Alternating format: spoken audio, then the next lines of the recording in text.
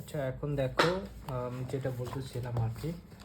So আমরা হচ্ছে মানে এই প্রমাণের লাইন থেকে ওই নির্ণায়কটায় আসবো আর কি, এই সূত্রে আসবো। সো দেখো আমরা এই পর্যন্ত আসছিলাম।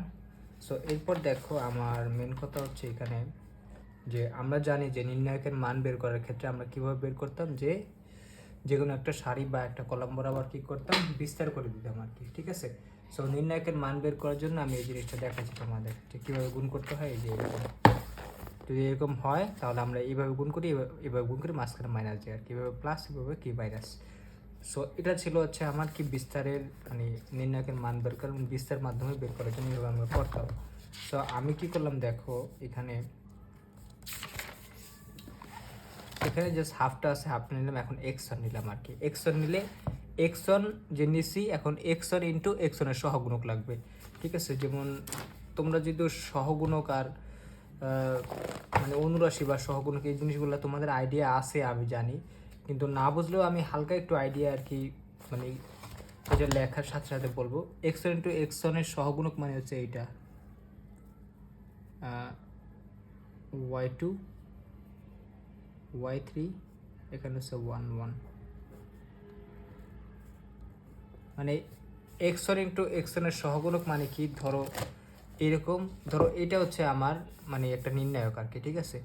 সো নির্ণায়ক মানে দেখো এখানে আমি যদি এক্স ওয়ানের সহগুণক বা অনুরাশি খুঁজি, তাহলে দেখো অনুরাশি হচ্ছে মানে অনুরাশি আর সহগুণকের ভেতরে একটা পার্থক্য আছে। যেমন আমার যে এই এক্স ওয়ানটা আছে, আমি কি করব, এই এক্স ওয়ানের অনুরাশি বা সহগুণক চাইছি, তাহলে তুমি কি করবা, এই এক্স ওয়ান বরাবর বাদ দিবা, মানে এই সারিটা বাদ দিবা, কলমটা বাদ দিবা, তাহলে কি কি থাকবে দেখো, এটা বাদ দিলে থাকবে দেখো এটা এটা এটা এটা এটা থাকবে, এই দুইটা থাকবে। সো এই যে যে অংশটা, এই যে অংশটা, এই অংশটাকে বলা হবে হচ্ছে তোমার এক্স ওয়ানের অনুরাশি। আর অনুরাশির সামনে যদি তুমি উপযুক্ত চিহ্ন ব্যবহার করো, মানে প্লাস মাইনাস, তাহলে সেটা হবে তোমার সহগুণক। তার মানে কি অনুরাশি আর সহগুণক একই জিনিস, যদি তুমি অনুরাশির সামনে উপযুক্ত চিহ্ন ব্যবহার করো, তাহলে সেটা হয়ে যাবে আমার কি সহগুণক, ঠিক আছে। এই হচ্ছে ব্যাপার। সো যেমন আমাদের এটা প্লাস ছিল, এটা মাইনাস ছিল, এটা প্লাস ছিল, এরকম আমরা কিন্তু এগুলা নির্ণয়কে পড়ছি, কেন প্লাস হচ্ছে, কেন মাইনাস হচ্ছে, কেন প্লাস হচ্ছে, এরকম, ঠিক আছে। সো এই উপযুক্ত চিহ্ন যদি তুমি সামনে ব্যবহার করো, তাহলে আমি কি বলতে হবে যে এটা হচ্ছে আমার কি সহগুণক, ঠিক আছে। সো দেখো আমি এই জিনিসটা কিন্তু এখানে লিখছি, দেখো ওয়াই টু, তারপর ওয়ান, ওয়াই থ্রি, তারপর ওয়ান, ঠিক আছে, মানে এক্স ওয়ান ইন্টু এক্স ওয়ানের সহগুণক, ঠিক আছে। সো এই কাজটা আমি করতেছি। এরপর কেন লিখলাম এটা বুঝতে পারছো, আর ওয়ানটা কেন আসছে সেটাও কিন্তু বুঝতে পারছো, কারণ ওয়ান না থাকলে কিন্তু আমি এই লাইনে কখনো আসতে পারি। এবার তুমি কোনাকুনি গুণ করে দেখো, Y two minus Y three, এইভাবে গুণ করলে প্লাস, মানে Y two minus Y three, দেখো এখানে Y two minus Y three আসছে, এই জন্য আমরা এই লাইনে কি ওয়ান অন দিয়েছিলাম, ঠিক আছে। সো আমরা এখান থেকে এই লাইনে আসবো, কীভাবে আসবো সেটাই দেখাইতেছি। এক্স ওয়ান ইন্টু এক্স ওয়ানের সহগুণক, এরপর কী আসছিলো তোমার মাইনাস, মানে এখানে দেখো এই যে মাইনাস আসছিল, এই যে মাইনাস, তারপর এক্স টু, মানে এই লাইনটাই হচ্ছে এই লাইনটার মানে প্রিভিয়াস লাইন হচ্ছে এইটা, ঠিক আছে। কারণ আমি এইটা যদি মান বের করি এরকম আসবে, ঠিক আছে, বা এইটা করলে এরকম আসবে, মানে উল্টেই রাখতেছি আর কি, ঠিক আছে। সো এটা হচ্ছে minus x two. So x two into x টুর সহগুণক, এক্স টুর সহগুণক হচ্ছে তোমার এরকম, এই যে এখানে এটাই দেওয়া আছে, যেমন এক্স টুর ক্ষেত্রে হচ্ছে এই যে Y one Y three, Y one Y three, এখানে হচ্ছে ওয়ান ওয়ান, ঠিক আছে। এরপর হচ্ছে প্লাস এক্স থ্রি, এটা হচ্ছে আমার বলতে পারো Y one Y two, Y one Y two, one one, এরকম। দেখো এগুলো যদি তুমি নির্ণায়ক বের করে দেখবা, সেম এই জিনিসটাই আসতেছে। এক্স ওয়ান দেখায় দেখো এখানে Y two minus Y three আসে, তারপর হচ্ছে তোমার মাইনাস, হ্যাঁ, তারপর হচ্ছে গুণ করে দেখো Y one minus Y three, যে এরকমই আসতেছে সব, ঠিক আছে। সো এই আর কি, এই জন্য আমি এই লাইন থেকে এই লাইনে আসতে পারি, কোনো সমস্যা নেই, ঠিক আছে। আমরা উল্টা প্রমাণটা করতেছি, মানে মানুষ কি করে নির্ণায়ক থেকে এই লাইনে আসে, জাস্ট বিস্তার করে দিয়ে এই লাইনে নিয়ে আসে। সো আমরা কি করতেছি, মানে মেইন প্রমাণ থেকে ওই নির্ণায়কে যাইতেছি আর কি, উল্টাটা, ঠিক আছে। কারণ সবাই এটা করে না, আমি তোমাদের দেখাতেছি আর কি। সো এই হচ্ছে অবস্থা। এখন দেখো যদি এরকম আমি পাই, সো আমি এই লাইন থেকে এখন কী করবো দেখো, যেহেতু আমরা বুঝতে পারছি যে আমার কি মানে আমি কি করব, এক্স ওয়ান লিখবো, এক্স ওয়ান ইন্টু এক্স ওয়ানের সহগুণক, মানে এটা ছিল এক্স ওয়ান, এটা হচ্ছে আমার এক্স ওয়ানের সহগুণক, এটা হচ্ছে এক্স টু, এটা হচ্ছে এক্স সহগুণক, এটা এক্স থ্রি সহগুণক আর কি, এরকম, ঠিক আছে। সো এটা যদি বুঝে যাও, এখন দেখো আমরা সহগুণক আর কি মানে তোমার অনুরাশি আর সহগুণক সম্বন্ধে একটা আইডিয়া মোটামুটি তোমাদের দিয়েছি। এখন যদি দিয়ে থাকি তাহলে দেখো আমার কি দ্বারা যে আমি এখন কি লিখতে পারি। আমি কি করলাম যে এই x1 x2 সরি এই x2 এই x1 x2 x3 কি গুণ আমি সহগুণকে আর কি এখানে বসাইলাম সবগুলো। এখন দেখো আমরা এই এই জায়গা থেকে আমি কি করলাম দেখো এখানে হাফ লিখলাম। দেখো এটা x1 x2 x3, তার মানে এটা কিন্তু আমার একটা মানে নির্ণায়কের কি যে কোনো একটা সারি বা কলাম। কারণ এই সারি বা কলাম থেকে কিন্তু আমি কি করছি মানে ওই সহগুণকগুলোকে আমি গুণ করে কি করি মানে নির্ণায়কের মানটা বের করি এর সাথে। সো যদি এরকম হয়, সো এইখান থেকে তোমরা এতটুকু আইডিয়া পাইছো যে আমার x1 x2 x3 হচ্ছে আমার নির্ণায়কের যে কোনো একটা সারি বা কলাম।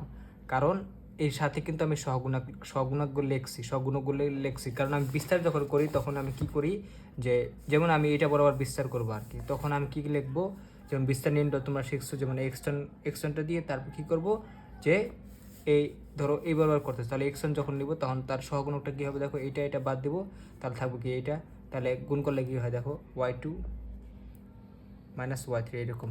ঠিক আছে, আবার কি ধরো এটা আমার যদি প্লাস হয় বা এটা যদি মাইনাস হয় তাহলে মাইনাস x2 দিয়ে আবার কি এটা এটা বাদ দিলে কি থাকে দেখো এখান থেকে হচ্ছে তোমার y3 মাইনাস y1 দেখো এখানে কি বা y1 minus y2 sorry y1 minus y2 y3 এখানে ওই যে মানে এটা বাদ এটা বাদ থাকে কি দেখো এটা বাদ দিলে থাকে দেখো এখানে এই যে এটা থাকে মানে এটা থাকবে এটা থাকবে। সো আমি কি করলাম এখান থেকে তুমি করতে পারবো যে y1 মাইনাস y3 আর হচ্ছে তোমার কি বুঝতে পারছো আশা করি।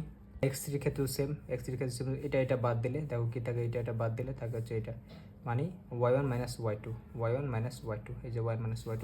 তার মানে এখান থেকে আমরা একটা আইডিয়া পেলাম যে x1 x2 x3 হচ্ছে আমার নির্ণায়কের একটা সারি বা একটা কলাম। সো আমি কি করলাম মানে এই x1 x2 x3টা হচ্ছে আমার নির্ণায়কের কি একটা সারি বা কলাম। সো আমি কি করলাম এটাকে ধরো আমি সারি বরাবর লিখে দিলাম কলাম বরাবর লিখে দিলাম ধরো x1 x2 x3। ঠিক আছে, এবার যদি এটা লেখা হয় যে এখন দেখো আমরা যেহেতু কলাম বরাবর লিখলাম এখন আমার কি হবে x1 ইন্টু x1 এর সহগুণকটা আমি বসাবো এর পাশে আর কিছু না। ঠিক আছে, x1 ইন্টু x1 এর সহগুণক কোনটা ছিল এইটা।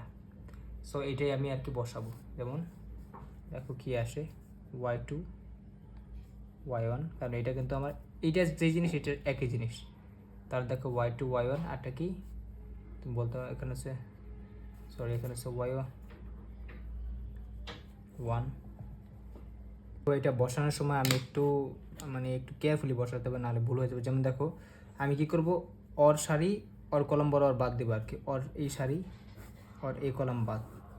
ঠিক আছে, অর এই সারি এই কলম বাদ। ঠিক আছে, সো যদি বাদ হয় এটা আমি একটু পরে দিই, যদি বাদ হয় তাহলে দেখো মানে এইরকম একটা অবস্থা মানে আমি ঘর করে লিখি না হলে বুঝতে পারবেন। যেমন x1 যখন লিখবা তখন কি অর সারি অর কলম বাদ, তাহলে দেখো আর কি থাকে এখান থেকে y2 y1 y3 y1। ঠিক আছে, তাহলে তুমি এখানে লিখতে পারবা y2 আচ্ছা আমি এটা আরেকবার একটু লিখি কারণ একটু ভুল হয়ে গেছে মানে যেমন হাফ এখানে আছে x1 x2 x3।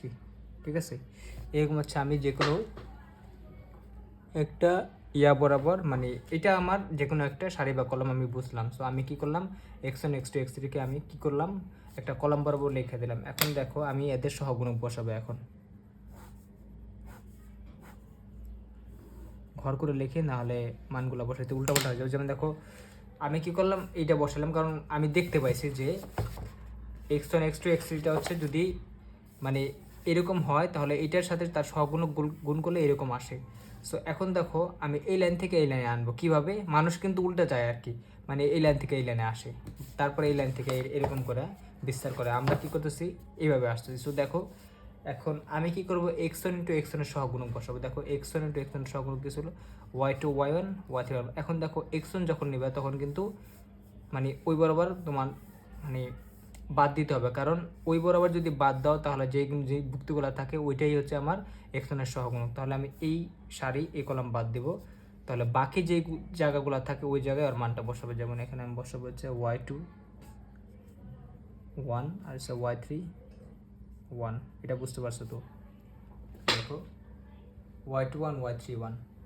তারপর দেখো আমি যখন আবার x2 এর ক্ষেত্রে তোমার ওর চিহ্নটা প্লাস ছিল আর ওর চিহ্ন হবে মাইনাস, ঠিক আছে? যেমন x2 এর ক্ষেত্রে আমি কি করব, দেখো x2 এর ক্ষেত্রে আমি কি করব, ওর কলাম ওর সারি বাদ, ওর কলাম ওর সারি বাদ, তাহলে যে জায়গাগুলো থাকবে মানে যে ভুক্তিগুলো থাকবে ওইটাই হবে হচ্ছে ওর সহগুণক। যেমন এই এই এই সারি আর এই কলাম যদি বাদ দাও তাহলে দেখো এখানে আমি y1, তাহলে কি থাকে, এই জায়গাটা থাকে, যেমন y1 1 1 আর y3 1 হচ্ছে এটা বাদ, মানে এখানে বসাইতে পারবা না, বসাই দেবো এখানে আর এখানে বসাইতে পারবা না, থাকে কি এইটা একটা বাদ দিলে দেখো এই যে এই ঘরটা থাকে, তাহলে এখানে বসাবো আবার y3 1, দেখো এই যে y3 1। সেমভাবে এটা দেখো এটা উল্টে মানে অটো মিলে যাবে, যেমন দেখো, আচ্ছা এটা আমি একটু করে দিই, বন্ধ করে দিই। সো ওর ক্ষেত্রে দেখো যেমন x3 যদি চিন্তা করো তাহলে আমার কি এইটা আর এটা বাদ, এটা বাদ দিলে দেখো এটাও এখানে বসাবো y1 1 y2 1, দেখো অটো মিলে গেছে।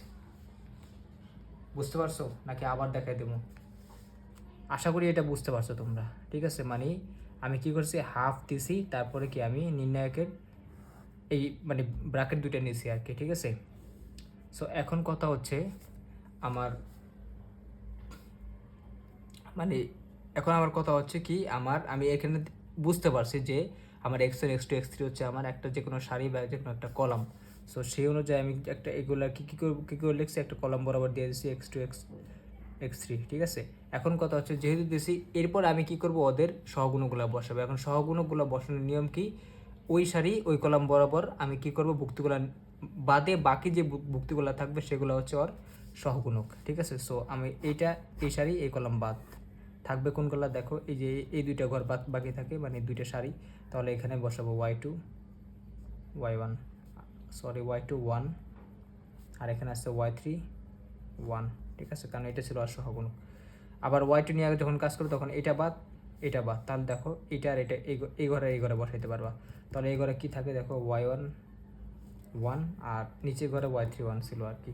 তারপর যখন 3 নাম্বার নেবে তখন এই ঘর বাদ, তাহলে থাকবে এই দুই ঘরে বসাইতে পারো, দেখো y1 1 y2 1, ঠিক আছে? এটা অটো মিলে গেছে। সো দেখো আমি কিন্তু দেখো এখান থেকে এখানে চলে আসছি, আর এটাই কিন্তু ছিল আমার এই জিনিসটা, উল্টা নিয়ে আসছি আর কি, এটাই কিন্তু ছিল আমার এই জিনিসটা, ঠিক আছে? আমরা যে মুখস্থ এই সূত্রটা লিখে দিচ্ছি যে নির্ণায়কের সাহায্যে আমি কীভাবে ত্রিভুজের ক্ষেত্রফল নির্ণয় করি, ওইটা যেই কথা আমার এই মূল নিয়মে কিন্তু যে বের করছি এটা একই কথা, কারণ এই মূল নিয়মের সূত্র যে আমি বের করছি এই সূত্র থেকে কিন্তু আমার এই নির্ণায়কে আসা যায়। তার মানে আর এখান থেকে তো আসতেই পারবা, সবাই কি করে যে দুইটা সেম জিনিস, হ্যাঁ ঠিক আছে আমরা কি করি এখান থেকে ওরা প্রমাণ করে, মানে নির্ণায়কটা লেখে তারপর বিস্তার করে দেয়, সো এই লাইনে আয় পরে বলে যে হ্যাঁ এটা সমান। কিন্তু আমি কি করলাম, জাস্ট এই লাইন থেকে জাস্ট নির্ণায়কটা নিয়ে আসলাম আর কি, মানে উল্টা, ঠিক আছে? হ্যাঁ কারেন্ট তো চলে গেছে।